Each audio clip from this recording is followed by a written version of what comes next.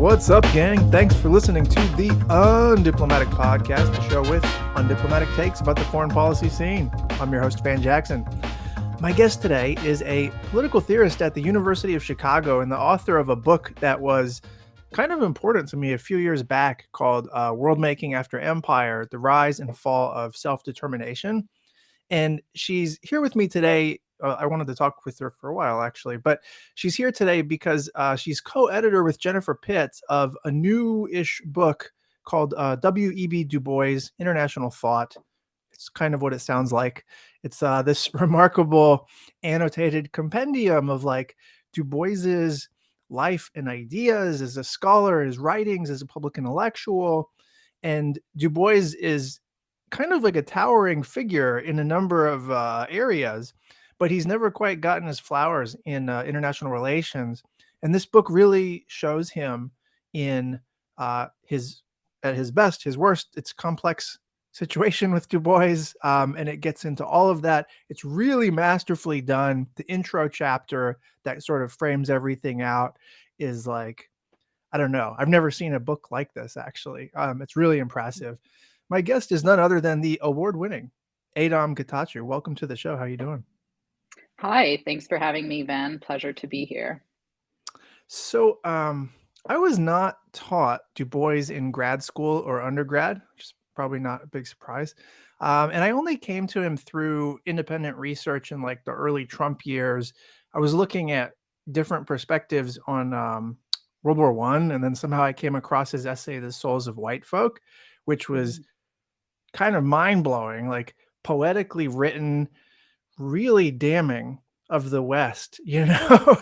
And it offered this really clear theory to explain a war that international relations scholars had always sort of offered only like partial lenses on, and the lenses always treated the nations as states rather than fucking empires. And that seems to really like mask or occlude an important causal reality to World War I. But so I read The Souls of White Folk, and then I was just like, this guy can fucking write. And then not long after that, your book dropped, World Making After Empire. And that's when I kind of got Du Bois pilled a little bit. And I say only a little bit because you can't co-sign everything Du Bois said, you know? But like, it was all just kind of radicalizing in that sense of like lies my teacher told me or whatever. Like, how was I not taught this stuff, you know? And when you start asking yourself that kind of question, it opens up a Pandora's box, and you know, way leads on to way. Anyways, enough about my shit. How did you come to Du Bois as a scholar, as an intellectual? How did you and Jennifer end up working on this book? Yeah, I think the experience you describe is a quite familiar one. So I came to Du Bois earlier in part because I was trained in African American studies as an undergrad and also as a PhD student. And as you said, within that field in particular, Du Bois is a really, of course, known quantity. Yeah. Best known for his 1903 book of essays, Souls of Black Folk. More recently, a number of figures have also become very interested in his kind of magnum opus study of Reconstruction called Black Reconstruction, which was published in 1935. So, I had been familiar with Du Bois, and he appears a little bit in my first book, World Making After Empire, but he's certainly not a central character. He comes in and out in the early chapters. So I had actually, when I was writing that first book, I had taught a seminar for graduate students on Du Bois's international thought. And we were just read some of the essays that appear in this book, as well as some monographs that he wrote during his life. And that coincided with a period where my colleague Jennifer Pitts was finishing up a book called Boundaries of the International, thinking about the history of international law in the 19th century. And her book ends with the conclusion ends with gesturing towards Du Bois's criticisms of kind of racial hierarchy and international order in the 20th century, early 20th century. So, we both had this sort of interest in Du Bois that appeared in our two books. And I had just taught this class, and we thought, what if we did a more sustained kind of examination of his writings? And so the project began, I think, 2019. It's too like grand a question to ask who was Du Bois. The whole thing is about who was Du Bois, but like, what was the historical context that was shaping him as like a young scholar? Like, what was shaping his worldview? Yeah. I mean, one thing to know about Du Bois is he lived a really long time. He's born in 1868. He dies just on the eve of the March on Washington in 1963. So his kind of life really spans almost a century, and it's a major century, right? And, Yeah. um, you know, he has a few autobiographical texts he writes, Dusk of Dawn, and a later autobiography in the 50s, all of which try to think about actually his life as representing, as embodying these kind of global transformations, right? So he's born, as I said, in 1868. He's born in Massachusetts. He goes to school in the South at Fisk University, a historically Black college. So one really important moment for Du Bois is the encounter with the Jim Crow South, right? And Mhm. with and it shapes his. He spends a lot of time teaching also in Atlanta.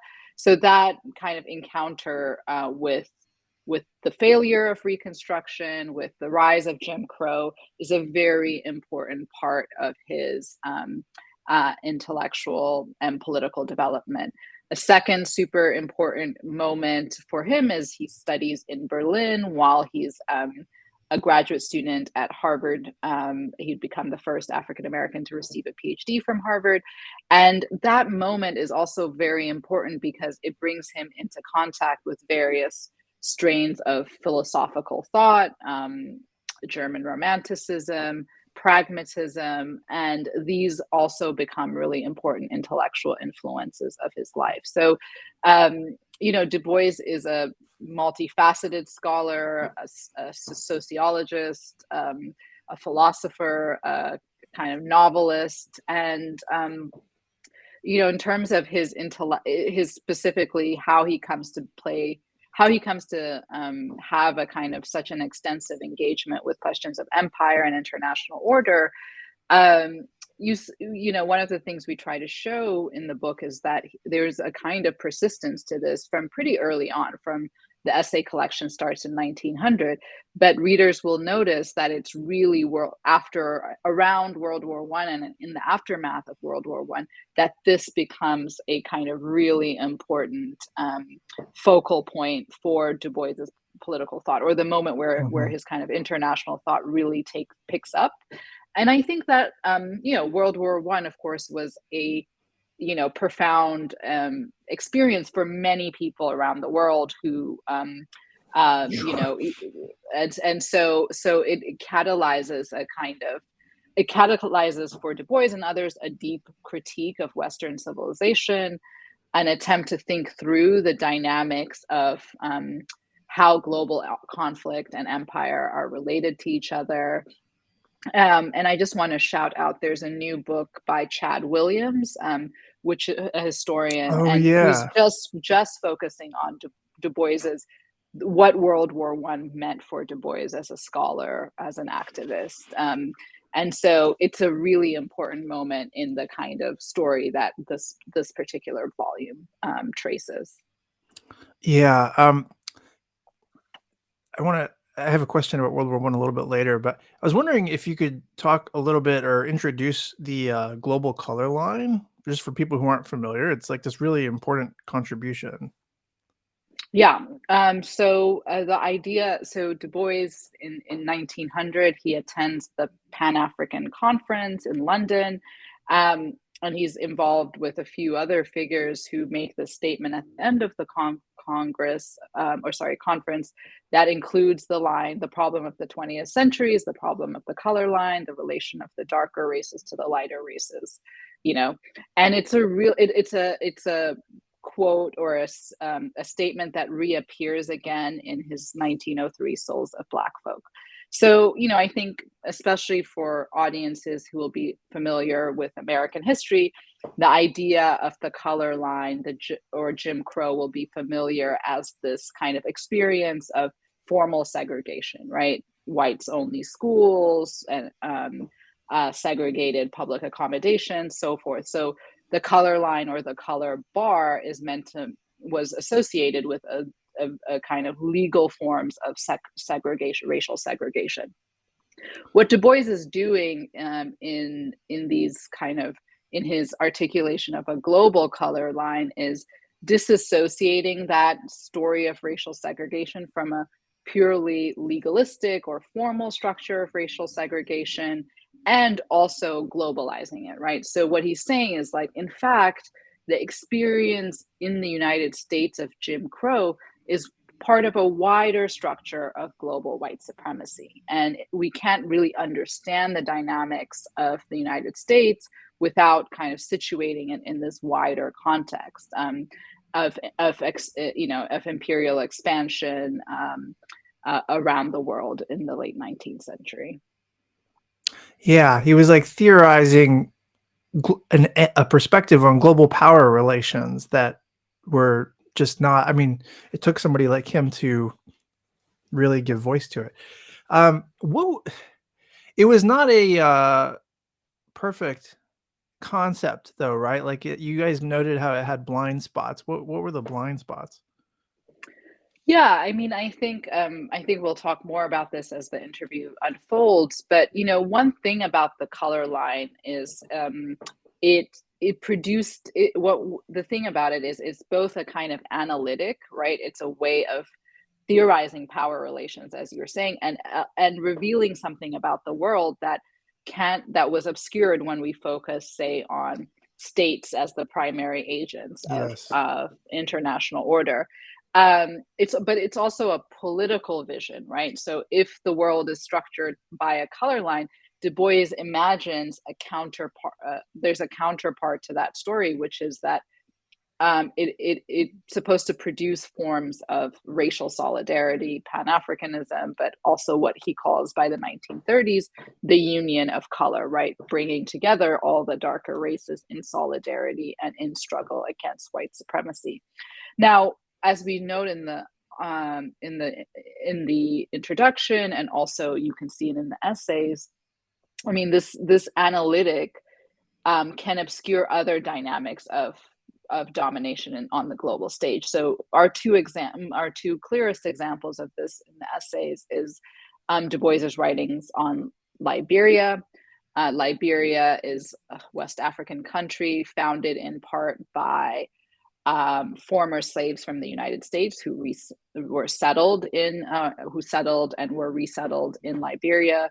And there was always this kind of settler and indigenous conflict that structured that politics, that structured that state. So, but the color line, as thinking about all of the people, whether they were the Americo-Liberians, as they were frequently called, or indigenous peoples in Liberia, I mean, from the perspective of the color line, they're all black, right? But there's ways in Mm. which his kind of writing about Liberia obscures this kind of dynamic of internal conflict, or minimizes that, to elevate and focus on the forms of domination and exploitation Liberia suffers as what he calls a black poor country.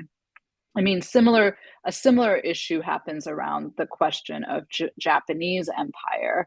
And there it's even much more striking, because it's not just a kind of inattention to or neglect of this question of kind of intra-racial subordination, but a kind of defense of Japanese empire as a kind of countervailing power, as a non-white power.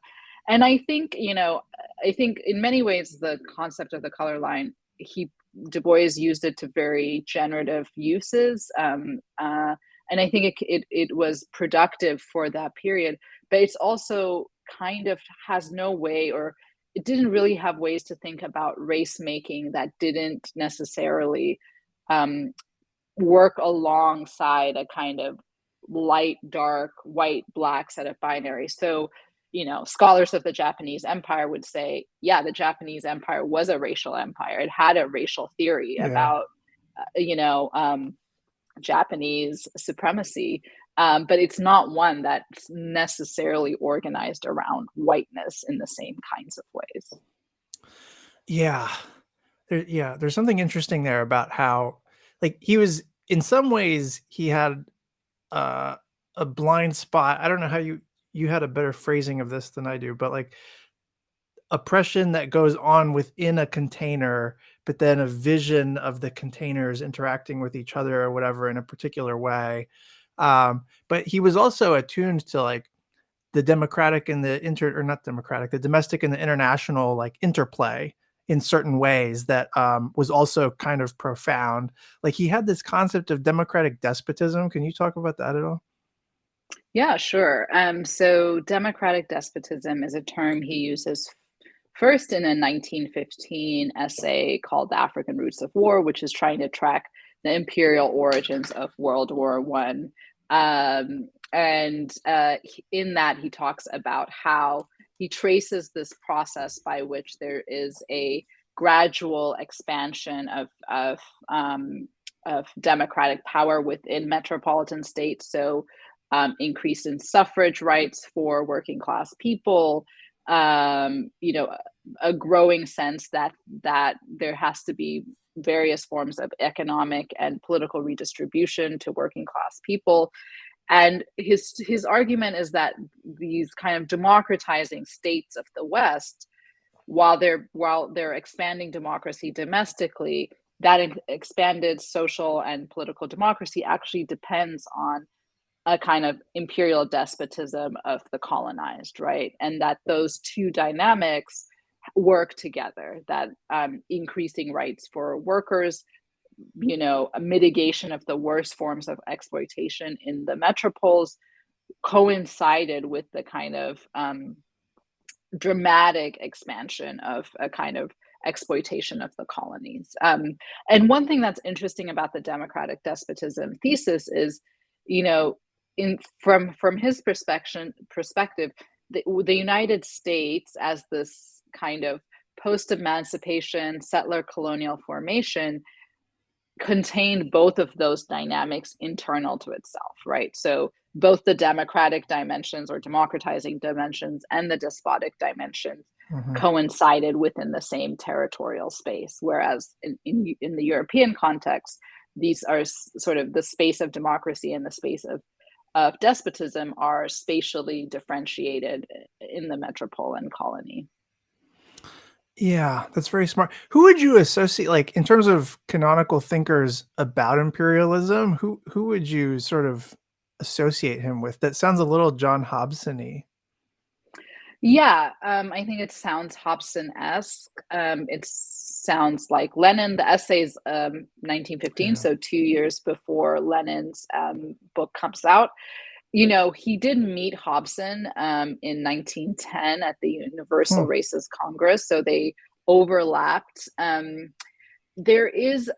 think there's an important difference between Hobson and Du Bois in the sense that, for Hobson, part of he's writing as a figure who's concerned about the domestic working classes, right? And his argument is that, in fact, the rhetoric of imperialists like Cecil Rhodes that suggests that empire is in the service of the working class because they can migrate or have access to the goods of the colonies is in fact a kind of cover up. It's an ideological cover up, and the working classes aren't benefiting.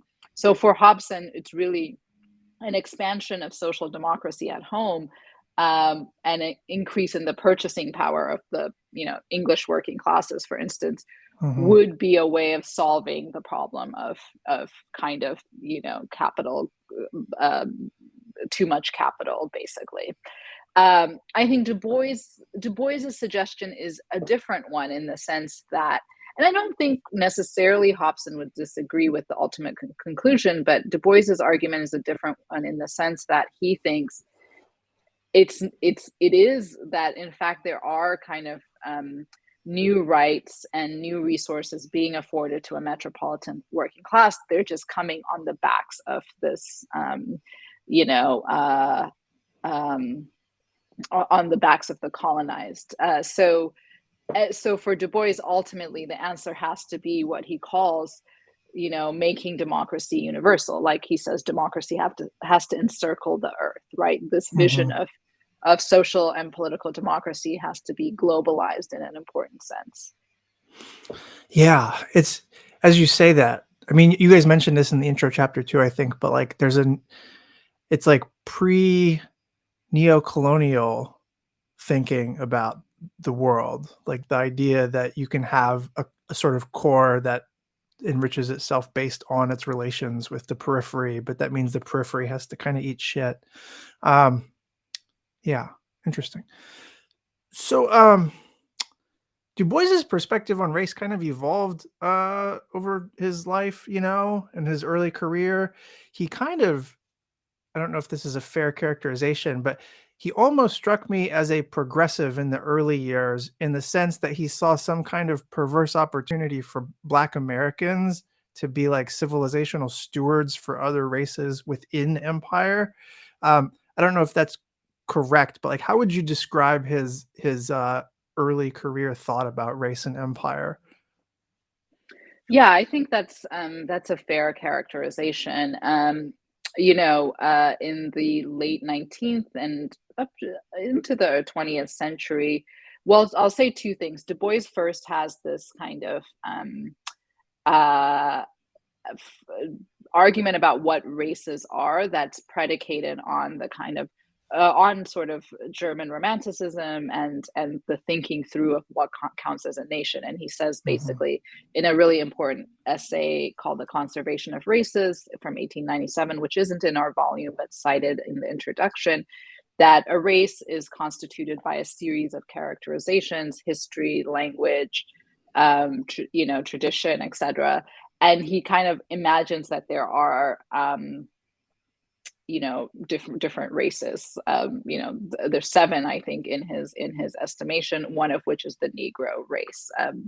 And he has this kind of theory that each race has a message for the world, right?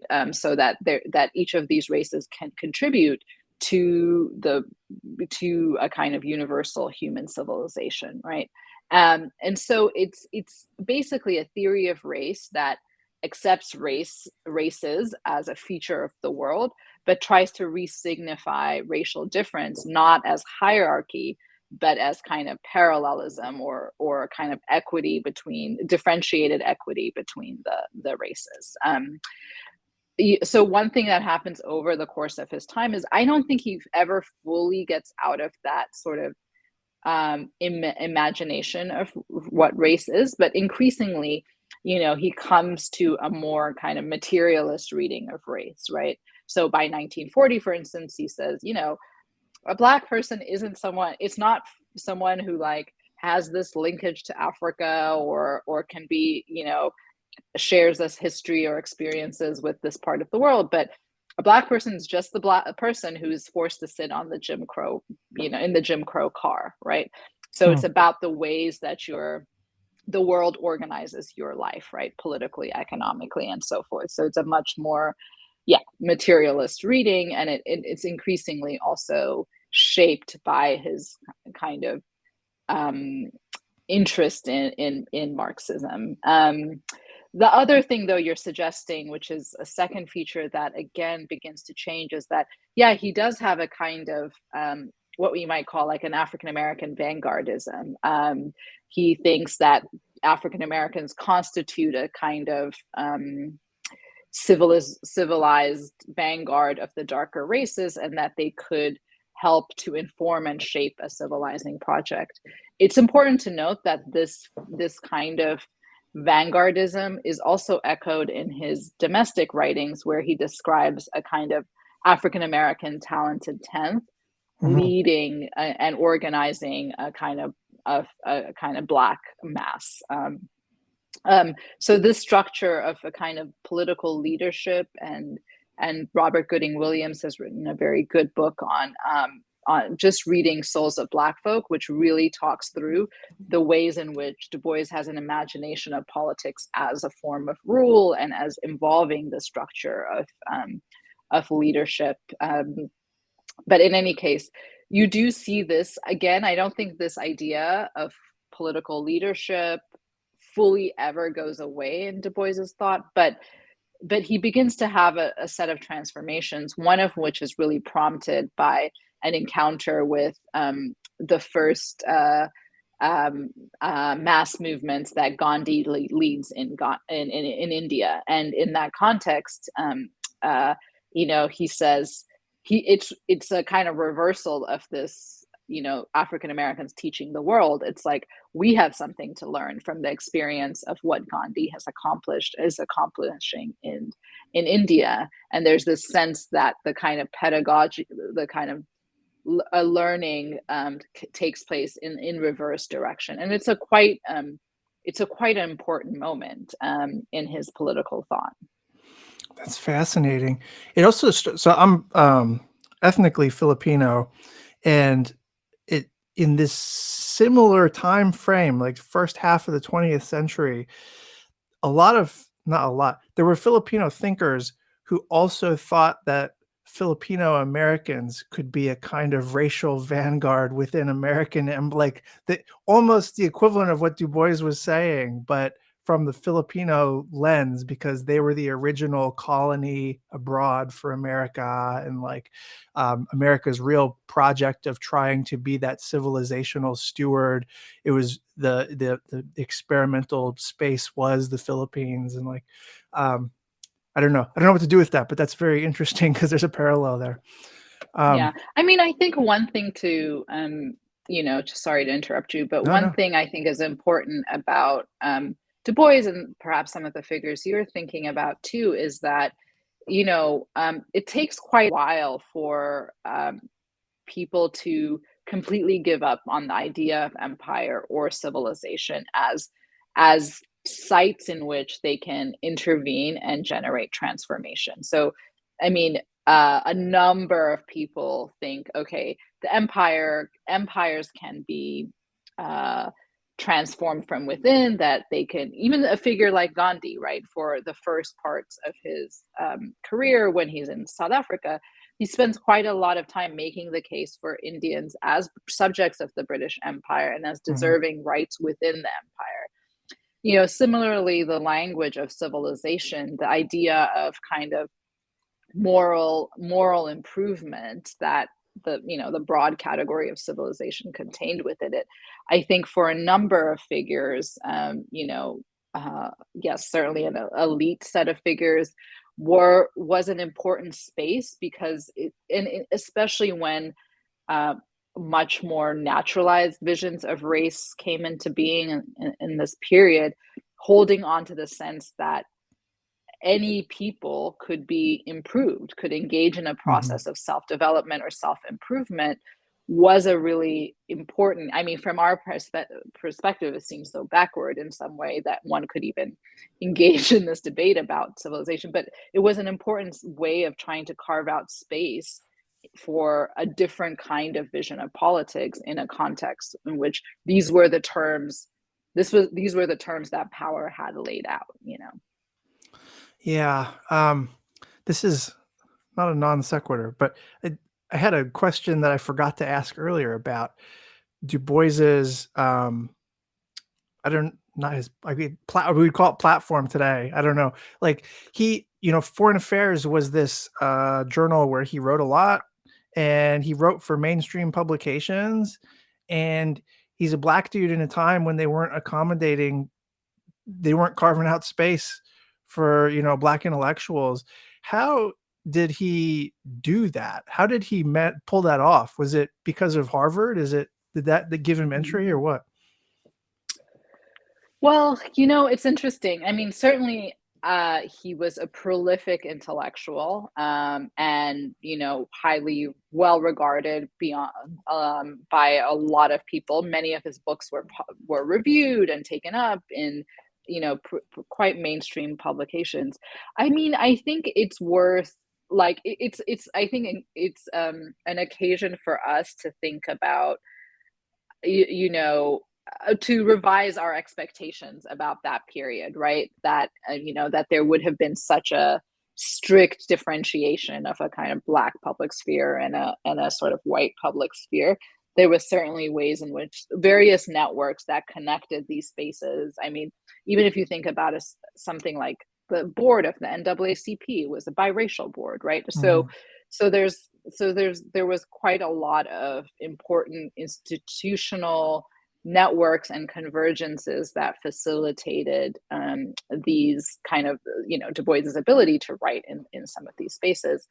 I think the other crucial thing, and this is, you know, just harkening back to work that Robert Vitalis, for instance, has done in his book, you know, for like, as he reminds us, foreign affairs used to be the journal of Race race development, development. right? So, you know, if so the idea that something like foreign affairs, you know, would have only been what, you know, that they themselves understood the international to include the question of race and empire. So I think it makes sense then why someone like Du Bois would have been someone that they could, you know, that they could ask to write for them, given that they did see this as their primary set of preoccupations. Yeah, it's interesting to think that like you could have sort of voice pluralism, racial pluralism, and yet that's not a sign, that's not evidence of like the state of the world or the state of power relations by any stretch. Yeah, which is kind of instructive about now in a way.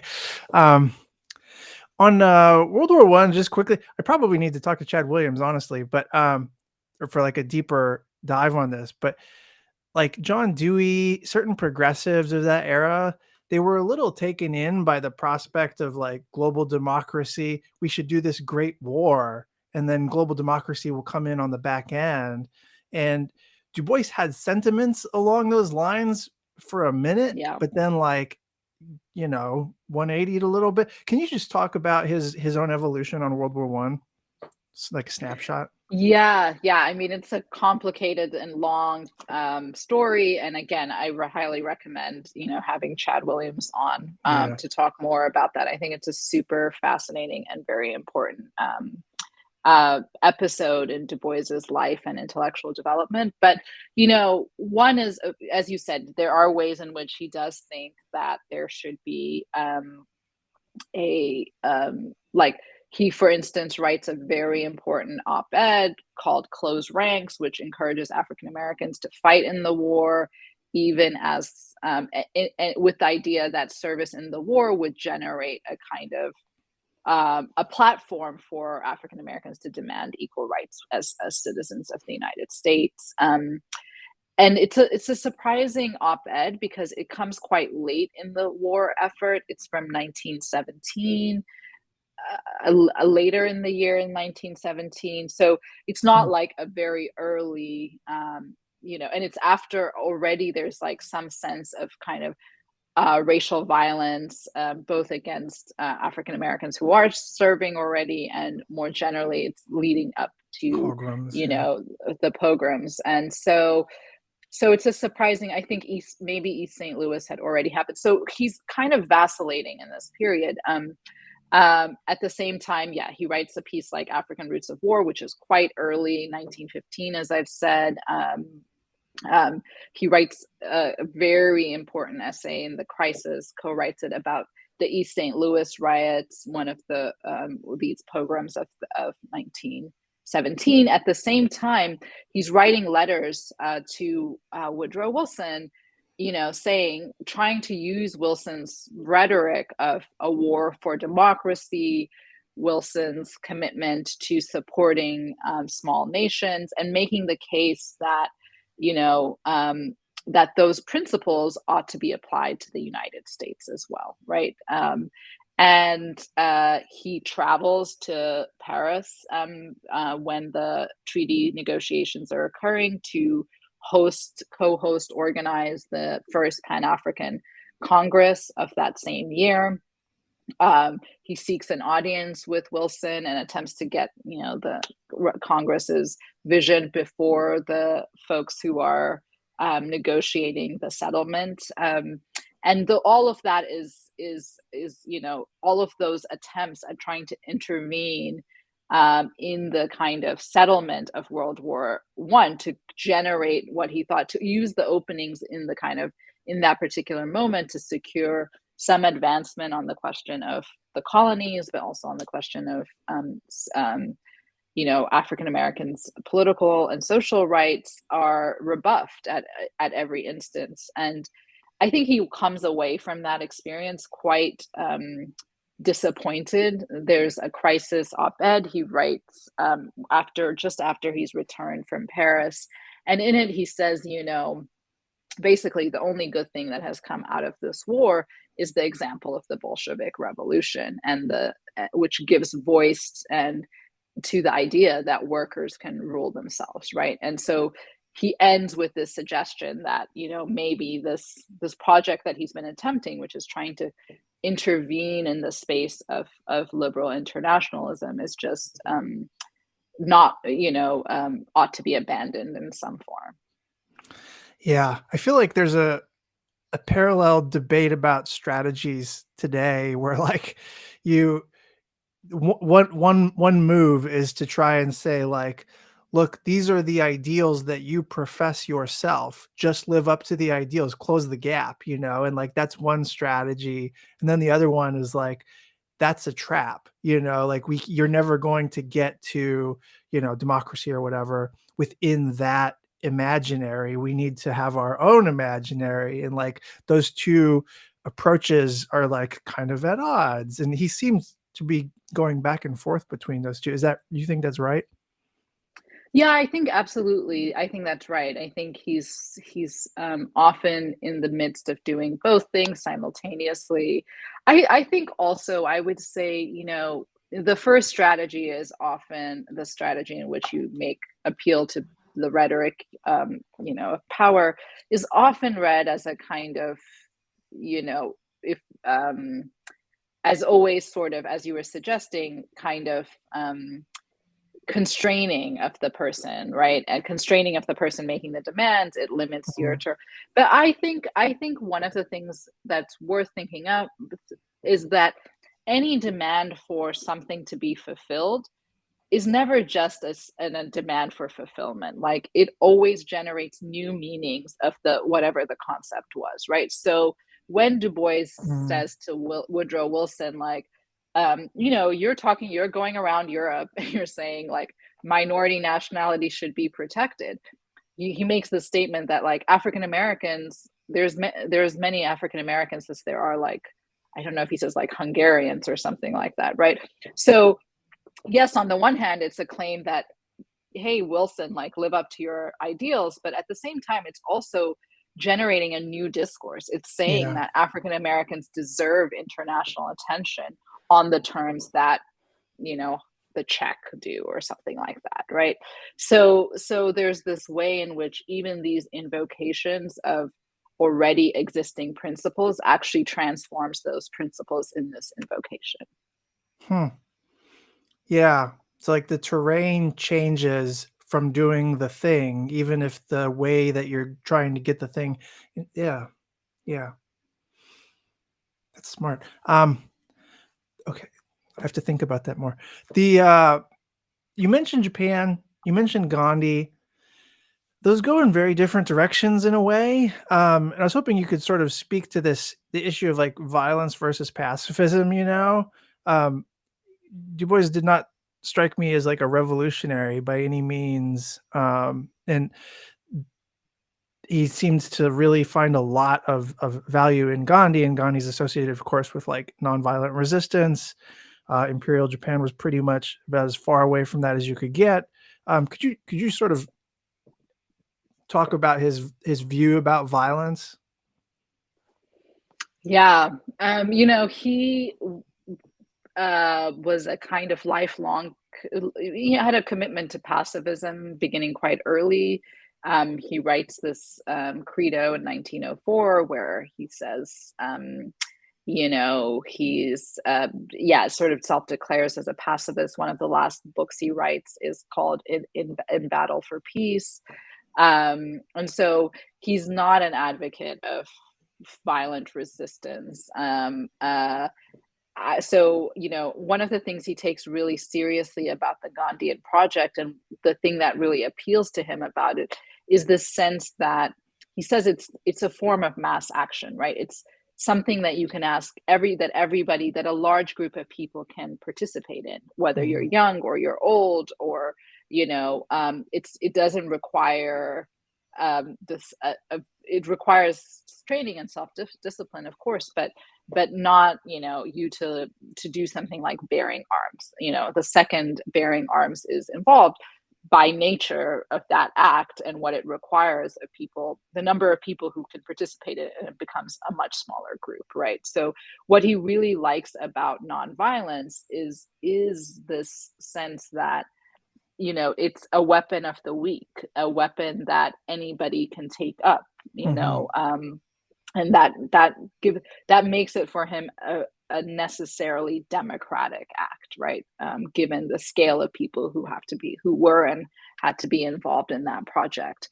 So then the question is, there are of course moments. We just talked about World War I, where he suggests African Americans should fight in the war, and we talked a little bit earlier about how he defends Japanese empire. I think to talk about these are both kind of, I would say, like strategic concessions to a specific context, right? So in the case of African Americans, given the ways in which military service is so associated with citizenship, there's a kind of decision he makes that this is what is required in order for us to make claims, and it's a kind of longstanding, um, sort of practice and in U.S. history, in other contexts as well. In the U.S. specifically, I mean, there's an old book by Alexander Caesar, which called The Right to Vote, which makes this argument that every expansion of the vote in the United States has been followed war. So it's not illogical to think that service in war would actually yield citizenship rights. Yeah. I think the Japanese case is it's the most difficult to really make sense of. So much of what Du Bois writes about Japan in the 30s, I think, is prompted by this anger at the kind of hypocrisy of the West, right? There's all this kind of hemming and hawing and writing and anxiety about Japanese empire, that Japan leads the League of Nations, right? And but it's all done without attention to the kind of wider world of European empire, right? So I think, like, what one of it's not to say the only thing that compels him, is one of the things that compels him to defend Japan is this kind of you know whatever frustration, let's say, at the kind of hypocritical character of the ways in which Japan is being written about at the time. I think another thing that plays a really important role is, given the ways, as I said, we were talking about the color line, he's looking for kind of what we might call like counter hegemonic Yeah. actors who would be able to balance against what he takes to be the dominant forms of white supremacy. And I think, like, Japan becomes a possible model for a kind of this counter hegemonic force. Yeah. Yeah. That's funny. I see parallels in this today. Like a lot of people who take up sort of apologetics for China, it's precisely because it's like they see it as this counter hegemonic force to America. And it's like a pox on both their houses or whatever. Like it's not you're not going to win Yeah, by aligning yourself with a great power, full stop. yeah. But yeah, I get that. You and Jennifer draw attention to some of Du Bois's flirtations with like fiction writing, which was Mm. interesting. That seemed like the vehicle where he was engaging with women or gendered issues? Like, how alive was he to the problem of gender inequality? How did he think about patriarchy in relation to other inequalities? Yeah. You know, probably not very, although he does have this. We'll get to the novel in a second. It's a weird novel, but in the 1920 essay collection Dark Water, where the souls of white folk appears, has a essay in it called The Damnation of Women, and it's a thinking through in particular about African American women's positionalities within you know, within American society. It's a very interesting and striking depiction of, of women's kind of domination and exploitation, but one where like the idiom of response from Du Bois is really a kind of paternal one about a language of protection, Mm, protecting women, right? So I think there's that kind of dynamic in that essay, and then I think, what's interesting in some of the international essays or international writings is, so the novel, The Dark Princess, is one which features very centrally um, a princess named Cotilia, Indian princess, as the kind of central character who educates, who becomes this kind of love interest, but also teacher to this African American figure. And she sort of educates him into a kind of nascent third worldism, or a nascent vision of kind of Afro-Asian solidarity, right? Um, it's a very bizarre novel. Yeah, is it it's good? kind of, I don't think Du Bois's fiction is good fiction on its own, but it's very Yeah. interesting as part of his kind of the development of his, thought and the ways he's thinking through things. And I think what's interesting about that book, so one, it fictively stages the thing I was saying earlier about Du Bois's reversal of political leadership. So it's this Indian woman who now is the kind of putative leader of the darker nations of the Hmm. world, and she's leading a kind of global conspiracy, which is quite remarkable in that sense. But there's this way in which it's also a kind of Oriental imagination of India. Like, she's a princess, so there's a deep investment in her lineage, right, coming from a royal lineage. Um, I mean, I won't be spoiling it for anyone, but the novel ends with the birth of a child. So the literal, the solidarity of Afro-Asia is kind of embodied in the child of an African American and an Indian. I think Du Bois, like, in his own family history too, as he tells the biography of himself, maternal figures play this role of engendering lineage and inheritance. So he talks constantly about how, or a few times in his biography, about how it's his grandmother's songs, which are the only, lullabies, which he remembers in fragments, that are his only connection to Africa. So I think this is a classic kind of, you know um, gendered imagination, right, in which filiation, inheritance, etc., is always made possible through women and women's bodies, whether, yeah, and in the literal act of birth. And so I think those tropes appear in Dark Princess, but also some of his autobiographical writings. Um, yeah, what else can I say? I mean, I think he was a, proponent of women's suffrage, so he did have a kind of, broadly progressive vision of kind of gender equality for his time. But I do think the ways in which he deploys women characters in some of his fiction, and generally the ways he understands the kind of the woman question, or the question of gender domination, tends to replay a set of kind of patriarchal, paternal norms. So it wasn't like there wasn't so gender did not fit into like a unified field theory like racial capitalism or something, and it's like gender inequalities are intrinsic in this way of thinking about the world. It was more piecemeal, maybe. I think so. I mean, certainly in his I think in the domestic writings, there are more women figures who are important, who you can get more out of a reading of the women who show up in his more domestic writing. So the Souls of Black Folk, for instance, has a really important essay about progress that is told through the story of a girl, Josie, who's in the South.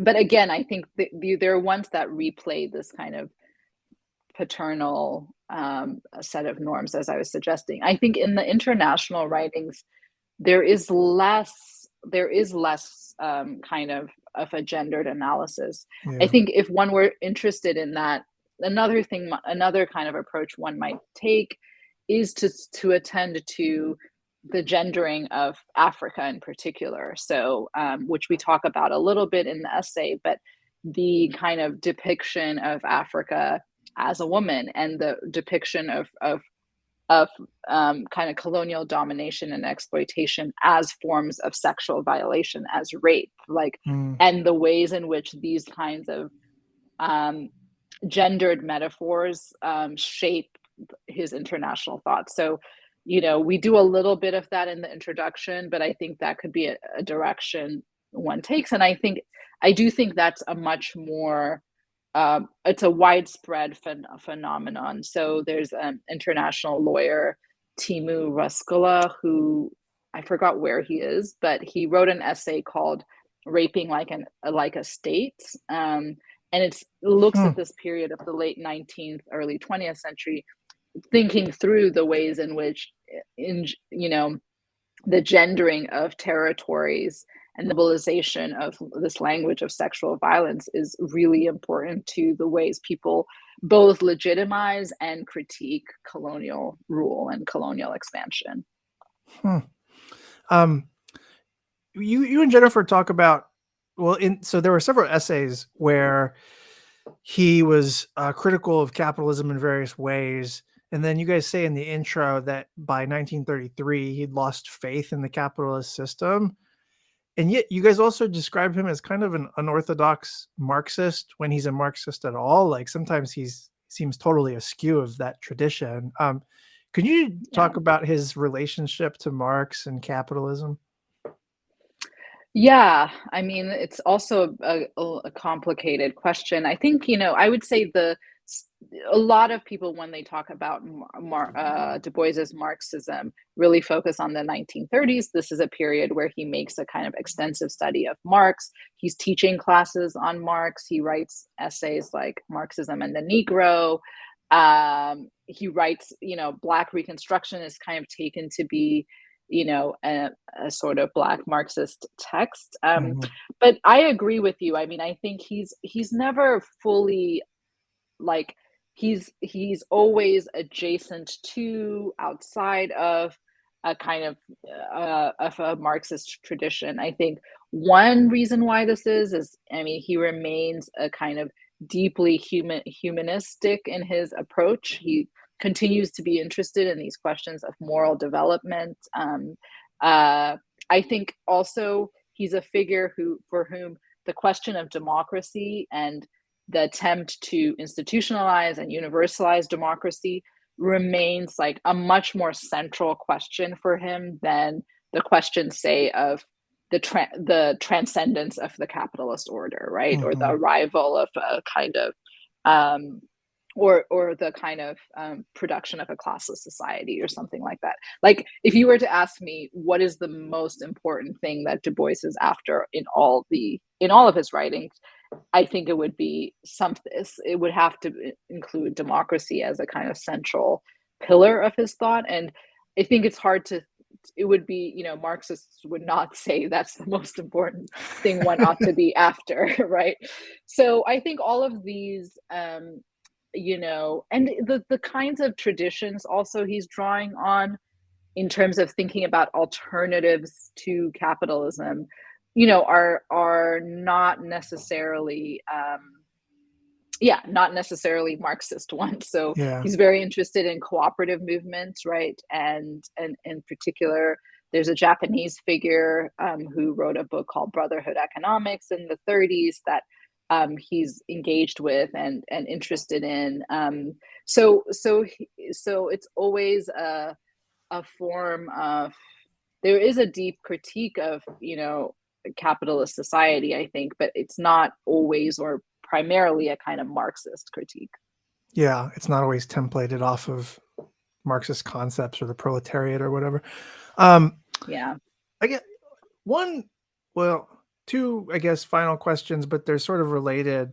Um, I'm wondering, you know, if you could explain how he saw or interpreted the Cold War itself. Obviously, like all of us, a critic of the Cold War, but there are different ways of explaining what that critique is. But then also, in the final years of his life, he kind of got fucked over by the national security state like pretty hard as part of the Cold War, right? And he kind of got more radical in dialectic with that repression, I guess.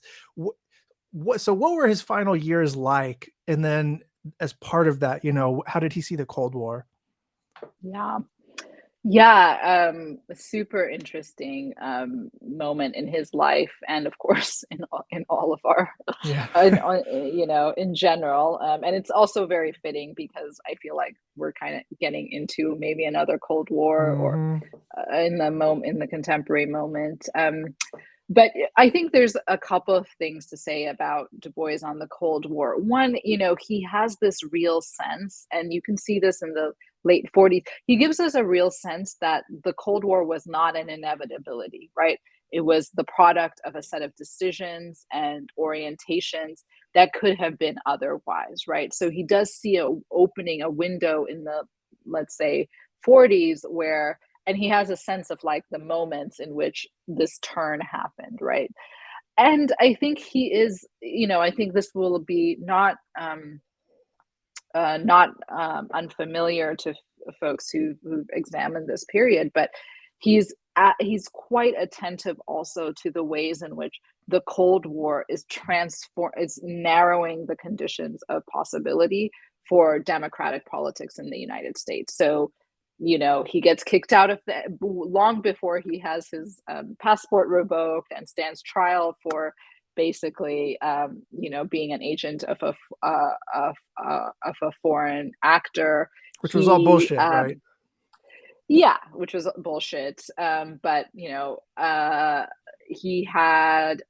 was kicked out of basically pushed out of the NAACP, right? Because the NAACP needed to present itself in a particular way in that Hmm. context of the Cold War. So he's quite alive to the ways in which the Cold War is transforming the conditions of possibility for progressive and Black politics in the United States. In line with that, and I think this is a quite provocative statement on his part, he's also alert to the ways in which the incorporation of African Americans into sort of, regular American politics is being done in some ways in relation to this wider Cold War. So now, this is a quite familiar story. Mary Dudziak, others Hmm. have written about how the kind of domestic politics of civil rights coincided with and conformed to expectations around presenting the United States in a particular light in the context of the Cold War. And he's already alert to that. And this is before we get, the landmark civil rights laws of the 1960s. So I think this, but what I think is also super important about Du Bois is like, even when he's like doesn't have a passport, can't travel to Hungary to give this lecture he's supposed to give, he writes, he writes and sends the lecture, and he presents himself as an American. Like he decides to speak from the position and perspective of someone who's kind of a citizen of the United States, even when even when they literally made him not a citizen of the United States, or revoked his passport at least. Um, Hmm. so it's an interesting positioning. It's an interesting positioning, and I think, as for people who read the volume, I encourage them to think a lot about the different ways that Du Bois positions himself rhetorically as he makes interventions in politics, and he decides in this moment it's worth speaking as an American to fellow Americans, because the people who can change, or who can push their state to transform its relation to the Soviet Union, are Americans, right? And so it's a really, I think, a quite powerful moment in that essay. It's one of my I discovered that essay in when we were putting together the volume. It's not one I knew before, and it's just a really, I think, very powerful one. As you suggest, he becomes a member of the Communist Party in this period, very late in his life, right before he goes to Ghana. Um, I don't know how much to read into that. I think others pay a lot more attention to this period of his life. Charisse Burden-Stelly is one person who's written, and Gerald Horne, who've written about kind of this kind of radicalized period of Du Bois's life. And he wrote a book also that was never published, called Russia and America, thinking about the Soviet Union and the United States Hmm. as parallel experiments in political democracy in the United States and economic democracy in the Soviet Union, and thinking about what they might offer to each other. It was rejected by the publisher to which he submitted it to, and we read some of that in preparation for writing the introduction, and it's a very, I mean, I think one other sort of blind spot maybe is that begins to appear in this period is he's quite he's quite blind to the kind of imperial dimensions of the Soviet Union, let's say, in his writing, and the kind of authoritarianism of the period. So it's very odd that, like, 1956, when the Hungarian Revolution happens, is of course a period where there's a kind of mass departure from the party, and Yeah. Du Bois kind of moves in this opposite direction, and in part because he's uh, pushed pushed out He's in getting various fucked ways. by the State Department. Yeah. Exactly. Yeah, exactly. So I think there's a kind of reactiveness to his kind of embrace of the party in this period. It's not to say that's the only thing that's going on, but I think it's an important part of the picture. And then, of course, he ends his life in Ghana, in Nkrumah's Ghana. So he, it's both, in some sense, a tragic ending, given the ways in which he's such an important and significant American figure, and I think his Americanness is very important to who he was and to what he was able to accomplish. But it's also fitting, in some sense, that he ended his life in the first African country to gain independence, and sub-Saharan African country to gain independence. So there's both. Yeah, it's it's it's a sad ending, I think, but it's been great to see all the ways in the contemporary moments that, especially in the field of IR, he's been picked up again. Last year, Foreign Affairs did a major kind of Yeah. article on Du Bois, which was great to see. Yeah. Man. Yeah. I've basically fallen in love with him at the same time that I find myself disagreeing with so much, especially the proto-tanky sort of sentiments. Um, but he's like, his life arc is just incredible.